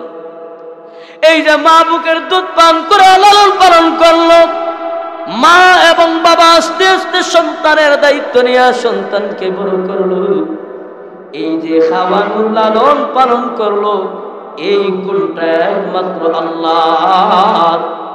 এ কারণেই মুফাসসিরিন কেরাম বলেন, আল্লাহ রাব্বুল আলামিন নিজের হকের পরে মা এবং বাবার আলোচনা করে বুঝাইলেন, বান্দারে আমি যেমন তোদেরকে লালন পালন করি, আর এই গুণটা তোর মা বাবার কাছে, তোর মা বাবা তোর লালন পালন করে। এ কারণেই আমি আল্লাহর নির্দেশ হলো, আমি আল্লাহর গোলামির পরে তোরা তোদের মা বাবার সাথে সদ্ব্যবহার করবি। মুফাসসিরিন কেরাম আরো বলেন, আল্লাহ রাব্বুল আলামিন আমাদের সৃষ্টি করনেওয়ালা, আমাদের খালিক আর মালিক করনেওয়ালা, আমাদেরকে যে আল্লাহ তাআলা এত কিছু দিলেন, সৃষ্টি করলেন, দুনিয়ার কোনো স্বার্থ নাই। আল্লাহর গোলামি না করলেও যে আল্লাহ আমাদেরকে সৃষ্টি করবেন না, বিষয় এমন নয়। আল্লাহর গোলামির জন্য আল্লাহ আমাদের সৃষ্টি করেছেন। দুনিয়ার মানুষ স্বার্থের পাগল, কিন্তু আপনারে আমারে যে খাওয়া আন্দোলন সম্পদ দেন, যা কিছুর প্রয়োজনে তো কিছু দেন, এই মহব্বতের পিছনে আল্লাহর যেমন কোনো স্বার্থ নাই, এই পৃথিবীতে সমস্ত ভালোবাসার ক্ষেত্রে স্বার্থ আছে, কিন্তু দুইটা ব্যক্তির ভালোবাসা এমন, কিছু ভালোবাসা আছে এমন যেই ভালোবাসার মধ্যে কোনো স্বার্থ নাই। একটা মা সন্তানকে বুকের দুধ দান পান করায়, বাবা সন্তানকে লালন পালন করে, সন্তানের জন্য অনেক বাবা সন্তানকে মানুষ করতে গিয়া নিজে গামছাটা মাথায় বাঁধিয়া রৌদ্রের মধ্যে পুড়ে আর কিছু কাজ করে, কাজ কর্মে লিপ্ত থাকে, এরপরে সন্তানটাকে পুরো খেতে রাখতে দেয় না। কারণ কি বলে, আমি মূর্খ আছি, মূর্খই থেকে যাব, দুঃখ নাই, কিন্তু আমার সন্তানটা যেন মূর্খ না হয়, আমার সন্তানটা যেন লেখাপড়া করে মানুষের মতো মানুষ হয়। এই যে ভালোবাসা, এই যে মহব্বত, এত ত্যাগ, দুনিয়ার কোন স্বার্থ নয়। ও মুসলমান, আপনি যদি একজন মানুষ আজকে দেখবেন অন্যজনকে মহব্বত করে, সম্পদের কারণে, টাকার কারণে, ক্ষমতার কারণে, যদি আপনি আপনার বন্ধুকে আজকে চা খাওয়ান, পরের দিন আপনাকেও খাওয়াই, 2 দিন 3 দিন চতুর্থ দিন যদি আপনি তাকে চা না খাওয়ান, আপনার সামন দেওয়ার আসবে না। বুঝা গেল এই পৃথিবীটা হলো স্বার্থপর, যত ভালোবাসা আছে স্বার্থের ভালোবাসা। কিন্তু মা আর বাবার ভালোবাসা, মা এবং বাবার যে ত্যাগ সন্তানের প্রতি, এই ত্যাগের প্রতি কোনো স্বার্থ নাই, একমাত্র নিঃস্বার্থভাবে মা আর বাবা সন্তানকে লালন পালন করে। এ কারণেই আল্লাহ রাব্বুল আলামিন বান্দাকে নিঃস্বার্থভাবে ভালোবাসেন। এই গুণটা আল্লাহ মা এবং বাবার মধ্যে দিয়া দিয়েছেন। এ কারণেই আল্লাহ নিজের হকের পড়ে মা এবং বাবার সাথে সদাচরণ করার নির্দেশ দিয়েছে। তাইলে এক নাম্বার একমাত্র আল্লাহর গোলামি করব, আল্লাহর গোলামি করব। আল্লাহ ছাড়া কারো ইবাদত করা যাবে না, আল্লাহ ছাড়া কারো কাছে মাথা নত করা যাবে না, আল্লাহ ছাড়া কারো কাছে চাইব না। আমার সম্পদের প্রয়োজন তো আল্লাহর কাছে বলবো, আল্লাহ আমার সম্পদ প্রয়োজন, আমি বিপদে পড়েছি, আল্লাহ আমাকে আপনি উদ্ধার করবেন। আল্লাহ আমার বিপদ থেকে উদ্ধারের মালিক আপনি, আপনি ছাড়া আমার আশ্রয়ের কোনো জায়গা নাই। একমাত্র আল্লাহর কাছে আমি চাইব, আশ্রয় দিব, গোলামি করব একমাত্র আল্লাহ। 2 নম্বরে এবার 2 নম্বরে এই পৃথিবীর মধ্যে সবচেয়ে সম্মানী পৃথিবীর সন্তানদের জন্য মা এবং বাবার খেদমত করব। এটা আল্লাহর নির্দেশ। আমার গোলামি করবা, কাউকে শরীক করবা না। আমি আল্লাহর ইবাদতের সাথে কাউকে শরীক করবা না। 2 নম্বরে ইবাদত মা বাবার সাথে সদাচরণ করবা। দেখেন আল্লাহ এতটুকু বললেই যথেষ্ট হয়ে যাইত যে তোমরা তোমাদের মা এবং বাবার সাথে সদাচরণ করবা। একথা বললেই একটা সন্তান তার মা এবং বাবাকে মৃত্যুর আগ পর্যন্ত তার জীবদ্দশায় তার মা বাবার দায়িত্ব নেওয়া, তার মা বাবার খেদমত করা তার উপর ফরজ হয়ে যায়। এরপরও আল্লাহ রাব্বুল আলামিন আপনাকে আমাকে মা আর বাবার সাথে সদাচরণের জন্য কি গুরুত্ব আরোপ দিচ্ছেন, এই অংশে আল্লাহ আদেশ দিচ্ছেন মা বাবার সাথে সদাচরণ করো। কিন্তু পরবর্তী আয়াত থেকে আল্লাহ কিভাবে কোন সময় মা বাবার সাথে সদাচরণ করবে আল্লাহ এই আয়াতের তাফসীর তারপরের আয়াত দ্বারা শুরু করে দিয়েছি। সুবহানাল্লাহ। আল্লাহ তাআলার নির্দেশ তোমরা তোমাদের মা বাবার সাথে সদাচরণ করো। এখন আমার জন্য আমার মা বাবা আমার জীবদ্দশায় সব সময় মা বাবার খেদমত করা আমার জন্য ফরজ, আল্লাহর বিধান, আল্লাহর হুকুম। এরপরও আল্লাহ বিশেষ একটা সময়ের কথা উল্লেখ করে আল্লাহ বুঝাইতে চায়, বান্দারে আমি আল্লাহর নির্দেশ সব সময় মা বাবার খেদমত করবা, কিন্তু একটা সময় সদাচরণ করো। এই সদাচরণ করো এই আদেশ দ্বারাই সব সময় সর্ব অবস্থায় মা বাবার খেদমত করা আমাদের উপর দায়িত্ববরতা।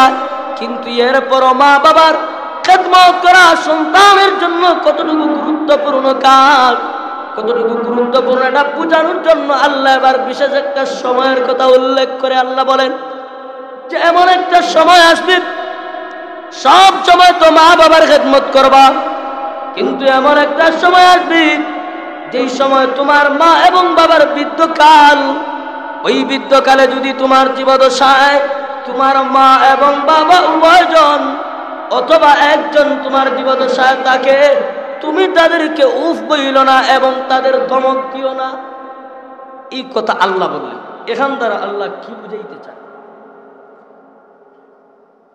এই কথার দ্বারা আল্লাহ তো একবারে নির্দেশ দিলেন মা বাবার খেদমত করো। এটার দ্বারা সব সময় আমার জীবদ্দশায় মা বাবার খেদমত করা আমার জন্য ওয়াজিব, ফরজ।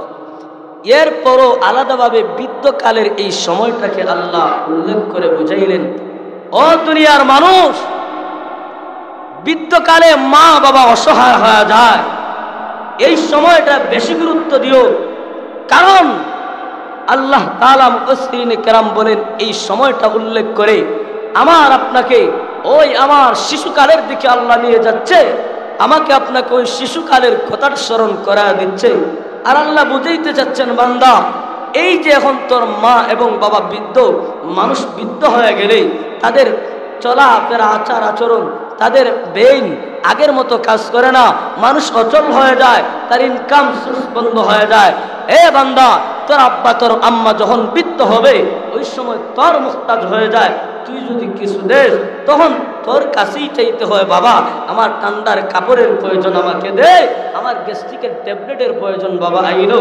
তুমি যদি না দাও ওই সময় বাবার ইনকাম সোর্স বন্ধ, বাবা কাজকর্ম করতে পারে না, নিজের হাতে টাকা থাকবে না, নিজের প্রয়োজন মেটাতে পারবে না, ওই সময় মা বাবার বেশি গুরুত্ব দিও।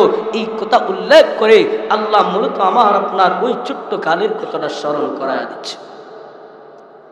এমন একটা সময় আমার আপনারও ছিল, যে সময় এখন বৃদ্ধ হলে মা বাবা যেমন সন্তানের কাছে মুহতাজ হই, গ্যাস্ট্রিকের ট্যাবলেটের প্রয়োজন হলে বলে বাবা আমার গ্যাস্ট্রিকের ট্যাবলেটের প্রয়োজন, মার জন্য গ্যাস্ট্রিকের ট্যাবলেট এলো।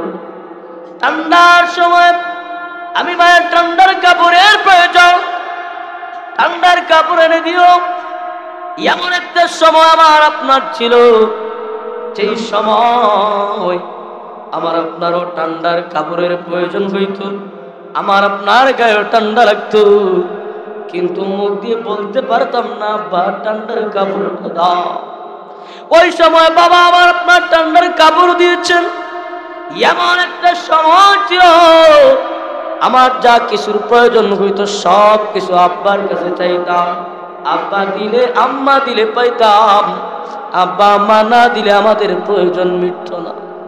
কিন্তু ওই সময় আমাদের প্রয়োজন কিন্তু মা বাবা আমাদের প্রয়োজন পুরাইছেন এমন নয় যে আমরা চাইছি আর মা বাবা দেয় নাই, বরং ধনী হোক গরিব হোক মা বাবা সবার সমান। ধনী হোক গরিব হোক, শিক্ষিত হোক আরো শিক্ষিত হোক, সন্তানের কাছে তার মা বাবা হলো সবচেয়ে সম্মান। ওই সময় আমার যা প্রয়োজন ছিল, যদিও আমার মার সামর্থ্য নাই, বাবার সামর্থ্য নাই, গরিব, কিন্তু দেখা গেছে এমন কোনো মা নাই, এমন কোনো বাবা নাই তার সন্তানের প্রয়োজনীয় আবদার পূরণ করে নাই। এমন হয় যে বাবার সাথে আমরা যখন ছোট অবস্থা, এমন অবস্থা আমাদের ছিল, বাজারে গেছি বাবার সাথে, হঠাৎ যখন সুন্দর কোন জিনিসের দিকে আকর্ষণ যাইত, দৃষ্টি যাইত, আর বলতাম আব্বা ওই জিনিসটা দাও, ওই জিনিসটা দাও। বাবা শত চেষ্টা করার পরেও ওই জিনিস থেকে ফিরাইতে পারে না। বাবা পকেটে হাত দেয়া দেখে টাকা নাই, কিন্তু বাবা ওই সময় আমার আপনার চাহিদাকে পূরণ করছে দাঁড় কইরা। বন্ধুর কাছে গেছে, বন্ধু আমার সন্তানের এই জিনিসটার প্রয়োজন, আমার সন্তানের এই প্রয়োজন, টাকা নাই বন্ধু, দাঁড় দাও। দাঁড় করে আইন বাবা আর মা আমার আপনার আবদার পূরণ করেছে। শুধু তাই নয়, আমার আপনার মা, আমরা কেমন অসহায় ছিলাম একটা সময়, মা বাবা আমাদেরকে কেমন লালন পালন, আমাদের কেমন ইহসান করেছেন। ঈদের সময় আসলে দুনিয়ার সব মানুষ তার সাধ্য অনুযায়ী ইচ্ছায় ভালো কাপড় পরিধান করেছে রে ভাই, কিন্তু এই পৃথিবীতে দুইটা মানুষ যাদের সন্তান হওয়ার পরে আর তার চাহিদা সৌন্দর্য আনন্দের থাকে না, সন্তান বড় হওয়ার সাথে সাথেই তার আনন্দটা আস্তে আস্তে কমে যায়। তখন ওই দুইটা মানুষই নিজের আনন্দকে, নিজের সুখকে বিসর্জন দিয়া সন্তানের সুখ আর আনন্দকে প্রাধান্য দেয়। এমন হয়, এমনও আছে, এমন ইতিহাস আমাদের খোঁজ নিলে আমাদের মা বাবার পাবে। ঈদের সময় আসতে সবাই নতুন জামা কিনে, অনেক ফ্যামিলি আছে গরিব কিনতে পারে নাই। ঈদের সময় এমন একটা সময় দেখবেন ধনীরও সন্তানের চায় আফসোস ভালো কাপড় পরা, গরিবেরও সন্তানের আফসোস সেও ভালো কাপড় পিনবে, পরিধান করবে। বাবার সামর্থ্য নাই, এরপর বাবা তার মাতার গাম পায়ে ফেলে, দিন মজুর মানুষ কষ্ট করে কিছু টাকা উপার্জন করে সবার আগে নিজে ঈদের জামা না কিনা সন্তান দে। দেখা যায় ঈদের জামাতে সমস্ত মানুষ ভালো ভালো কাপড় পরিধান করে, আমি আর আপনি ছোট বাবার আঙ্গুলে ধরা ভালো কাপড় পরা, বাবার আশপাশের মানুষগুলা দামি দামি কাপড় কিনছে, কিন্তু এমনও আছে আমার আপনার বাবা ফারা 7টা জামা নিয়ে নামাজ পড়ছে। এই যে ত্যাগ স্বীকার করেছে একমাত্র সন্তানের জন্য, ওই সময় আমি আপনার মুহতাজ ছিলাম। বাবা দিলে পাইতাম, মা দিলে পাইতাম। মা বাবা যদি না দিত আমার আপনার প্রয়োজন পূরণ হইত না। আল্লাহ বলেন, বান্দারে সব সময় মা বাবার সাথে সদাচরণ করবা, এটা আমি আল্লাহর নির্দেশ। একটা সময়ের কথা উল্লেখ করে তোদের বুঝাইলাম, রে বান্দা নিমক আমি করবি না। এমন একটা সময় তোর ছিল, এমন একটা সময় তোর ছিল রে, তোর খুশির প্রয়োজন হইলে মা বাবার মুহতাজ হইতি। মা বাবা দিলে তুই পাইতি, মা বাবা না দিলে পাইতি না, কারণ ওই সময় তোর কোনো কিছু করার সামর্থ্য নাই। ঠিক এই অবস্থা তোর মা এবং বাবা যখন বৃদ্ধ হয়ে গেলে রে, তোর মা এবং বাবা দুর্বল হয়ে পড়ি। তোর বাবার আর ব্যাংক ব্যালেন্স থাকে না, দিনমজুর মানুষ হলে সে আর কাজ কর্মে যাইতে পারে না, করতে পারে না। যে কাজ কর্ম করে তার ইচ্ছা পূরণ করবে, প্রয়োজন মিটাইবে। আল্লাহ বুঝাইতে চায়, বান্দারে ওই সময় তোর মা বাবা কিন্তু তোর মুহতাজ। বান্দারে ওই সময় তোর মা বাবার সাথে সদাচরণ বেশি করবি, ওই সময়টার প্রতি বেশি গুরুত্ব দিবি। আমি আল্লাহ গুরুত্ব দিলাম, নির্দেশ আল্লাহর সব সময় করতাম। এরপর আল্লাহ এই বৃদ্ধকালের অবস্থানটা তুলে ধরে আল্লাহ ওই সময়ের গুরুত্ব দিয়া আমারে আপনারে বুঝায়, বান্দারে ওই সময় মা বাবার গুরুত্বটা বেশি দিস। ওই সময় এমন যেন না হয় তোর আচরণে, তোর কথা কাজের কারণে যেন তোর বাবা ও শব্দ বের করে, ও শব্দ যেন বের না করে। কারণ আজকে দেখবেন মানুষ যখন বৃদ্ধ হয় তার মিজাজ কিরকিটে হয়, বেশি বৃদ্ধ হয়, তার স্মরণ শক্তি তেমন থাকে না। মানুষ যখন বৃদ্ধ হয় একটা কথা বারবার বলে, ওই সময় তোর বাবা তোর সাথেও কথা বলবে। তোকে একটা জিনিস তোর মা একটা জিনিস একবার নয় বারবার বলবে, চাইবি রে বান্দারে। ওই সময় তুই নারাজ হবি না, দমক দিবি না, কারণ একটা সময় এমন তোর ছিল। ওই সময়ের গুরুত্ব দিবে বৃদ্ধ সময়ে। এমন যেন না হয় তুই কষ্ট দিয়া তোর কষ্টের কারণে তোর আব্বা এবং আম্মা ও শব্দ বের করে, অথবা মুফাসসিরিন কেরাম বলেন সন্তানের আরে তুমিও কষ্ট পায় মা এবং বাবার সামনে গিয়া ও শব্দটা বইল না। কারণ মায়ের অন্তরের সাথে আল্লাহ কুদরতি ভাবে সন্তানের কানেকশন ফিট করে দিয়েছে। আমি আর আপনি যখন দেখবেন কোনো বিপদে পড়ি, বিপদের সম্মুখীন হয়ে যায়, সবার আগে কিন্তু আমার আপনার মায়ের অন্তরে এটা বেজে যায়। মা বুঝতে পারে কোনো না কোনো ভাবে মা তোমার কথা স্মরণ হয়, মা তখন অনুধাবন করে, হায় রে আমার সন্তানটা মনে হয় কষ্ট আছে। এজন্য তুমিও কষ্ট পাইলে মার সামনে বাবার সামনে শব্দ বইল না, কারণ তোমার শব্দের কারণে তোমার মা এবং বাবা শব্দ বের করবে। সন্তানদের আল্লাহ বুঝায়, বান্দারে ওই সময় বেশি গুরুত্ব দিও, যা প্রয়োজন তা মিটাইও, খেদমত করো। এমন যেন না হয় ও শব্দ বের করো অথবা তুমি ও বইল না। এবং কথা বলার সময় এবং কথা বলার সময় তোমরা তোমাদের মা বাবাকে দমক দেয়া কথা বইল না।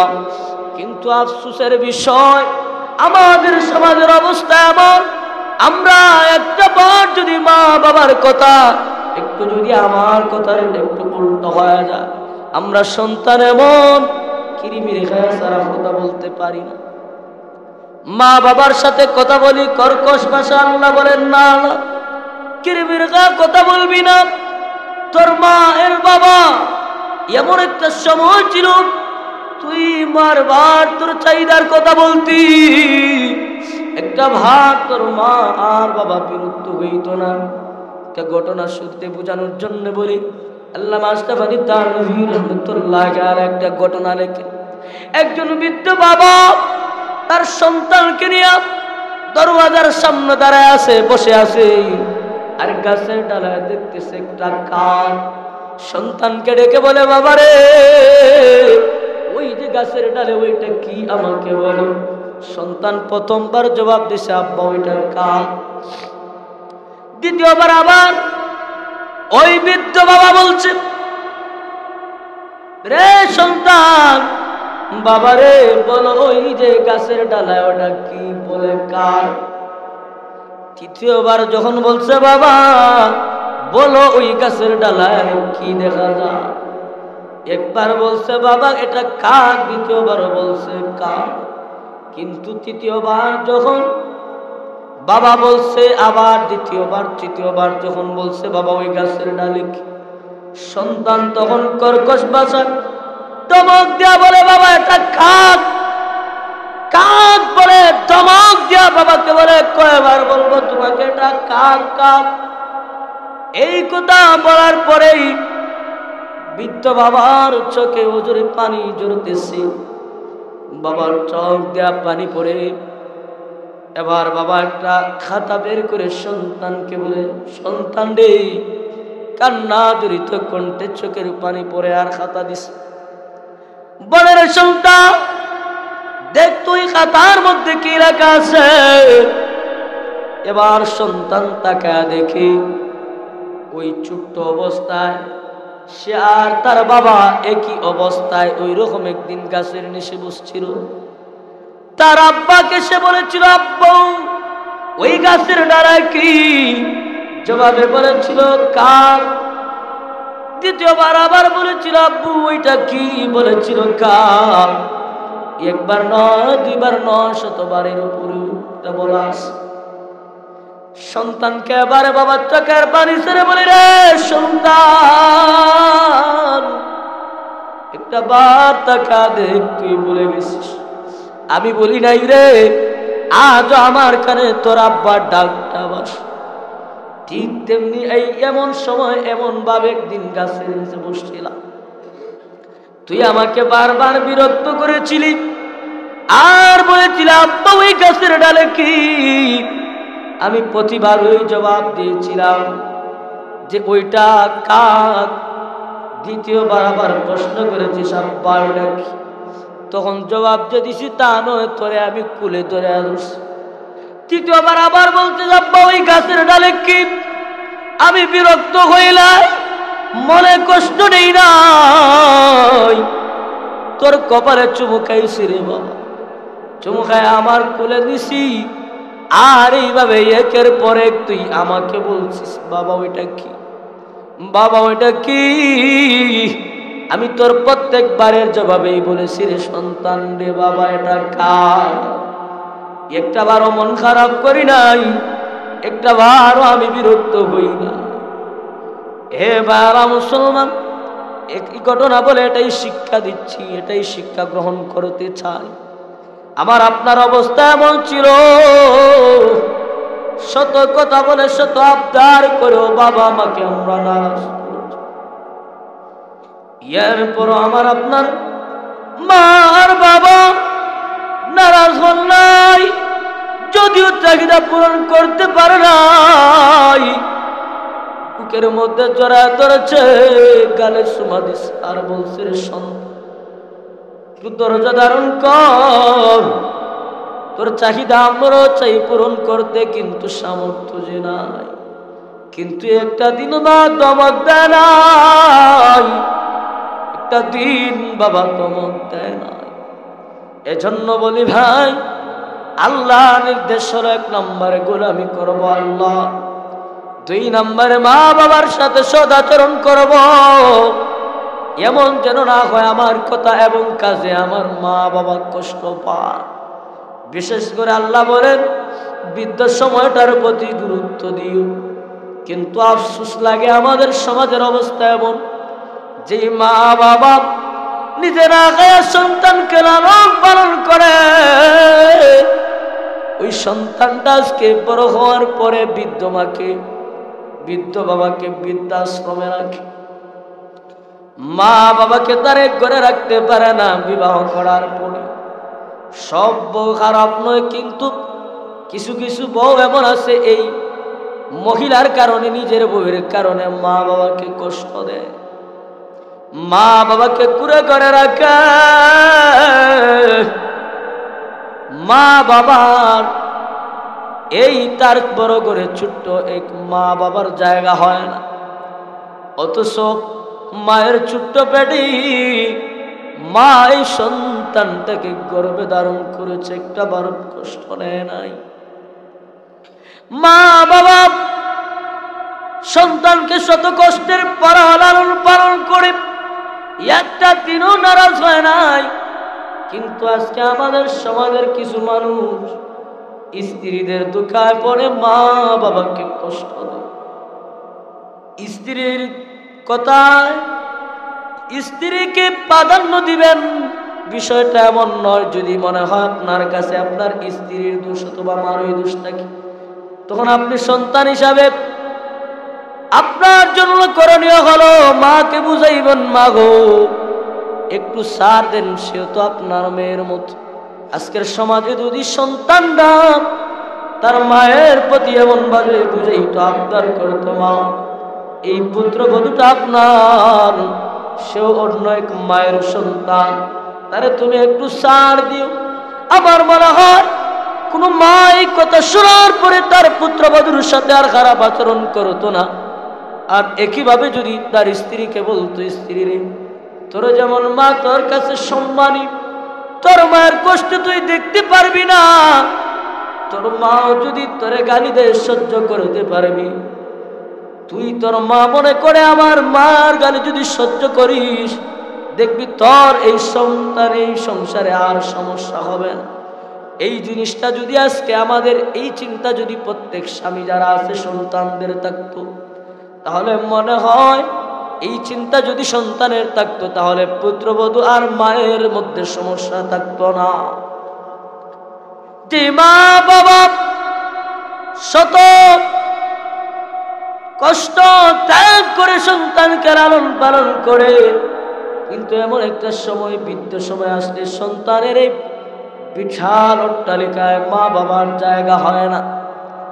এজন্য বলি ভাই, আল্লাহ নবী বলেন, আল্লাহ যদি সন্তুষ্টি অর্জন করতে চাও, শুরুতেই যে কথাটা বলেছিলাম, আমরা আসছি, আমরা চাই আল্লাহর নৈকট্য হাসিল করতে, আল্লাহকে রাজি খুশি করতে, আল্লাহকে পাইতে, আল্লাহর যদি জান্নাতের মেহমান হইতে। এটা আমাদের সবার দাবি, সবাই আমরা আল্লাহকে চাই। আল্লাহর রাসূল বলেন, রে উম্মত শোনো, যদি তোমরা আল্লাহকে পাইতে চাও, আল্লাহকে পাইতে চাও, তাহলে তোমরা তোমাদের মা বাবার খুশি রাখো, অর্থাৎ মা বাবার খেদমত কইরো। মা বাবার যদি ওষুধের প্রয়োজন হয় ওষুধটা দিও, মা বাবার যদি খাবারের প্রয়োজন হয় সন্তানদের মা বাবার খাবার দিও। মা বাবা যদি বিপদে পড়ে মা বাবাকে ফেলে যাও না, মা বাবার পাশে দাঁড়াও। যদি তুমি তোমার মা বাবাকে রাজি আর খুশি করতে পারো, মা আল্লাহর নবী বলেন, উম্মত শোনো, যদি তুমি তোমার মা বাবাকে রাজি আর খুশি করতে পারো, মহান আল্লাহ তোমার প্রতি রাজি আর খুশি হয়ে যাবে। তাইলে মা বাবার খেদমত করবো তো ইনশাআল্লাহ। এখন প্রশ্ন হতে পারে, দেখা যায় মা বাবা আমাদের হক আদায় করে নাই, কেমনে? দেখা গেছে আমার ভাইয়ের সম্পত্তি আমার চেয়ে বেশি, আমার এখন ভাইকে বেশি মহব্বত করে, আমাকে কম মহব্বত করে। ভাইয়ের সন্তানদের আদর করে, আমার সন্তানদের এমন তো আদর করে না। অনেকে আমাদের কাছে এমন প্রশ্ন করে, তাইলে মা বাবা আমার প্রতি জুলুম করেছে, আমি আমার মা বাবার খেদমত করতে পারি না। না না না, মার নবী বলেন, যুবক না না, যদিও তোমার মা বাবা জুলুম করে, ইয়ার পরও তুমি তোমার মা বাবাকে নারাজ কইরো না, তোমার মা বাবাকে নারাজ কইরো না। কারণ আল্লাহর নবী বলেন, উম্মত শোনো, যদি তুমি তোমার মা বাবারে রাজি আর খুশি কইরা ঘুমাইতে পারো, আর ওই সকাল হওয়ার পরে আল্লাহর নবী বলেন, শোনো, যদি তোমার মা বাবা তোমার প্রতি রাজি আর সন্তুষ্ট, রাজি কইরা ঘুমাইতে পারো। কেমনে রাজি? ধরেন কথাবার্তায় মা বাবা আঘাত পাইছে, মা বাবা কষ্ট পাইছে, ওই সময় তুমি তোমার ভুলটা বুঝে মায়ের কাছে যাওয়া, বড় মা, বুঝতে পারি নাই গো, আমার ভুল হয়েছে, আমি অন্যায় করেছি, আপনাকে কোনো কথা বলেছি, মাফ করে দাও। এইভাবে যদি সন্তান তার মা আর বাবাকে রাজি কইরা ঘুমাইতে পারে, আল্লাহর নবী বলেন, উম্মত শোনো, সকাল হইতে দেরি, সকাল হওয়া মাত্র আল্লাহ জান্নাতের দুইটা দরওয়াজা তোমার জন্য খোলা রাখেন। সুবহানাল্লাহ। আর যে সন্তান তার মা বাবার নারাজ করে ঘুমাইল, কথার দ্বারা কাজের দ্বারা মা বাবার নারাজ করে ঘুমাইল, মা বাবা এক রুমে, সন্তান আর এক রুমে, বউ বাচ্চা নিয়ে আনন্দে ঘুমায়, ফল ফুট ভালো ভালো ফল ফুট ডাইনা খায়, সন্তান কমলা খায়, কমলার গ্রানটা মায়ের রুমে যায়। এই পৃথিবীতে এমন সন্তান আছে নিজের রুমে এসে নিজেই কমলা চুলায় খায়, একটা বার মাকে বলেও না, বাবাকে বলেও না, মাকে নারাজ কইরা সন্তান নিয়ে আনন্দ আমোদ ফুর্তি করে খায়। ওইদিকে মা নাকি গান লাগে, আর মা আর বাবা কাঁদে, বলে, মা স্বামীকে বলে, স্বামী গো, একটা দিন তো এমন যায় নাই যে দিন আমি আমার সন্তান মুখে খানা না দিয়া আমার মুখে আগে আমি খাবার, আমার তো এমন একটা দিন যায় নাই যে দিন আমি আমার সন্তানকে খাবার দেওয়ার আগে আমার মুখে দিছি। অথচ আজকে ওই সন্তান, আমরা বুড়া আর বুড়ি মা বাবাকে ফেলি, তার সন্তান নিয়ে আমুদপুর দিতে সে আসে, একটা বার আমি মাকে বাবাকে বলি না। এমন ভাবে যদি মার মনে কষ্ট হয়, মায়ের মনে কষ্ট দিয়ে সন্তান ঘুমায়, শুনে রাখো, আল্লাহর নবী বলেন, সকাল হওয়া মাত্র ওই সন্তানের জন্য জাহান্নামের দরওয়াজা খোলা। এজন্য ভাই, মা বাবার সাথে বেয়াদবি করব না, মা বাবার সাথে নাফরমানি করব না, সর্বদা মা বাবার খেদমত করার চেষ্টা করব, আমার মা বাবার সাধ্য অনুযায়ী চেষ্টা করব।